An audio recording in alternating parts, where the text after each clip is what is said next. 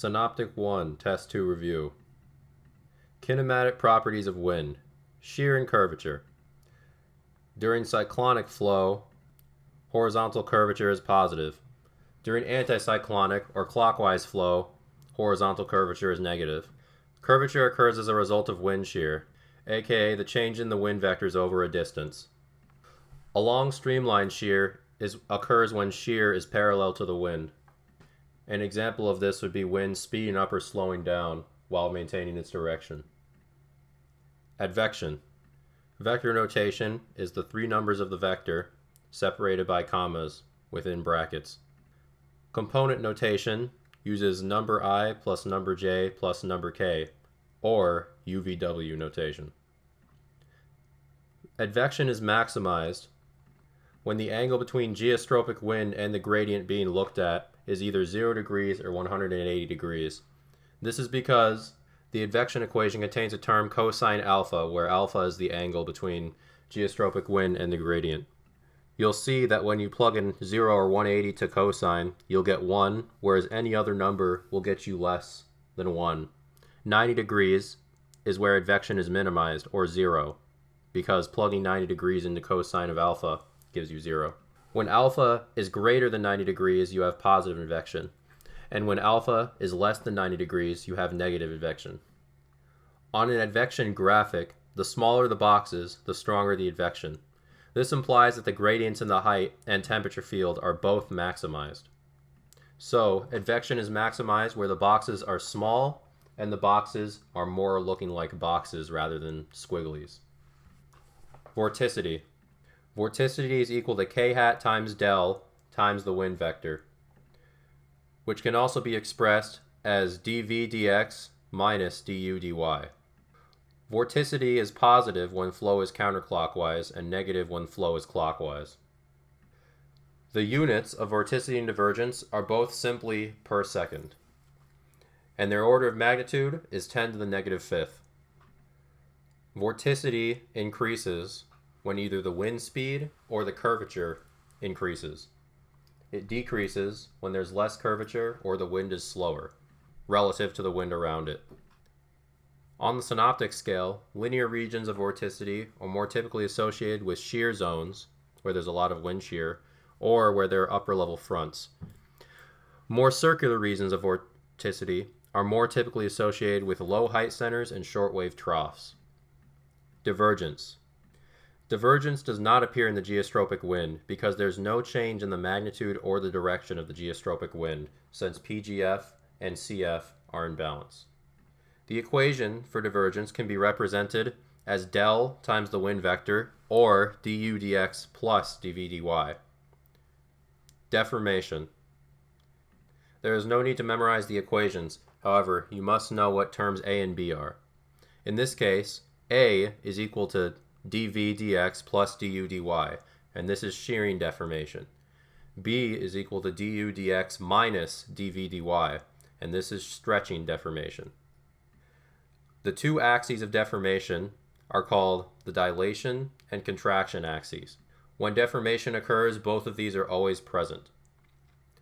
The clouds stretch over the dilation axis, becoming longer, and they shrink over the contraction axis. Basically, the cloud changes shape.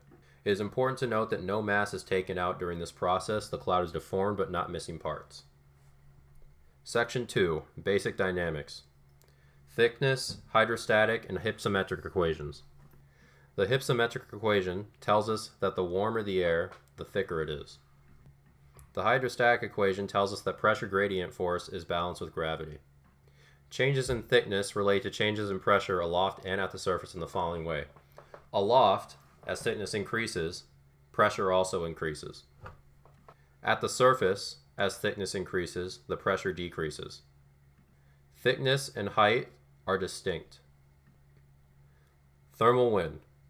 Thermal wind is the difference between two temperature layers and can be expressed with the equation Vt, or thermal wind, equals V upper geo minus V lower geo, or the upper geostropic wind minus the lower geostropic wind. Geostropic wind is maximized when there is a large geostropic wind in the upper layer and a small one in the lower layer. An example of this would be a jet streak, or a strong horizontal temperature gradient. It represents a balance between the pressure gradient force and the Coriolis force. Winds back and veer with height as a result of the decrease of friction as you go up in the atmosphere. As friction decreases, the wind increases in speed, thus increasing the Coriolis force.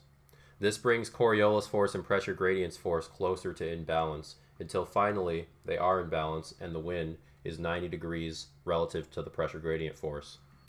This explains advection, because in lower levels of the atmosphere, the geostropic wind does not blow parallel to temperature contours. We can assume that winds are geostropic on a synoptic scale because the force of friction is negligible compared to that of Coriolis force and pressure gradient force on the synoptic scale. Winds are not geostropic when there is curvature in the wind or when there is friction. Basically, it occurs when Coriolis force and pressure gradient force are not in balance. The ageostropic wind vector is perpendicular to the acceleration vector, which points inward toward the center of rotation. The three components of ageostropic wind. The isobaric component is a component that is directed inwards toward the region of greatest pressure falls. It is generally maximized in low levels. The inertial advective component is the component due to changes in geostropic wind speed and or direction downstream, aka going along with the flow. Basically, geostropic wind shearing. The inertial convective component is a component that is a function of the geostropic wind shear and the vertical motion. Section 3, Scales of Motion. The horizontal scale values that mark the boundaries between the three scales are as follows. The macro scale is things 2,000 kilometers and greater. An example of this would be long waves. The mesoscale are things ranging from 2 kilometers to 2,000 kilometers. And examples of this include fronts, squall lines, and thunderstorms. Basically, smaller scale features that have stronger vertical motion. The microscale is anything smaller than this. An example of this would be eddies. Section 4, Short and long waves. The typical characteristics are as follows. There are more short waves than long waves, and there are usually 3 to 7 long waves at once at any given time globally. Amplitude-wise, long waves are meridionally up to 1,500 to 1,800 miles. Short waves, meridionally, are up to several hundred miles and can exceed 1,000 miles. In terms of wavelength, long waves vary from 50 to 120 degrees longitude, aka extremely large, and short waves range from 1 to 40 degrees longitude, and 40 to 50 is the transitional gray area between these two. Long waves show up best at level 300 to 200 millibars, aka the jet level, and short waves show up best at the 700 to 500 millibar levels. In terms of movement, long waves move generally eastward, up to 15 knots, and can be stationary for up to a few days in extreme cases. They retroprogress.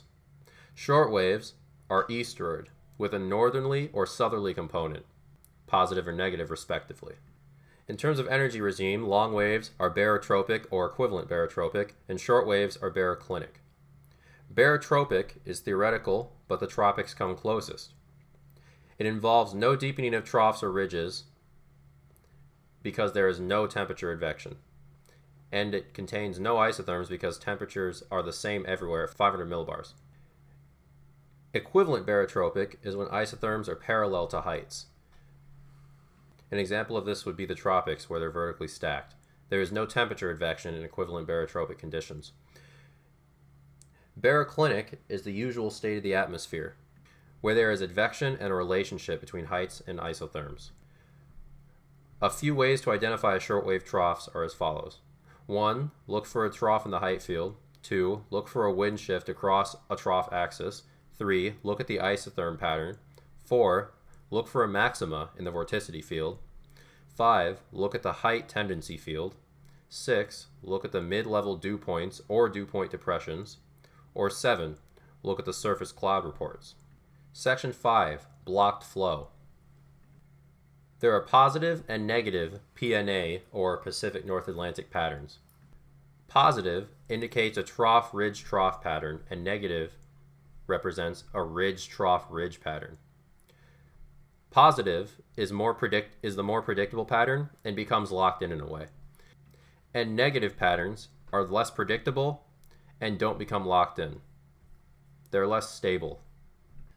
Elementary thermal structure of lows and highs. Warm core high is formed when upper level ridge becomes detached poleward of prevailing westerlies. The high stacks vertically from weak surface high into strong upper level highs.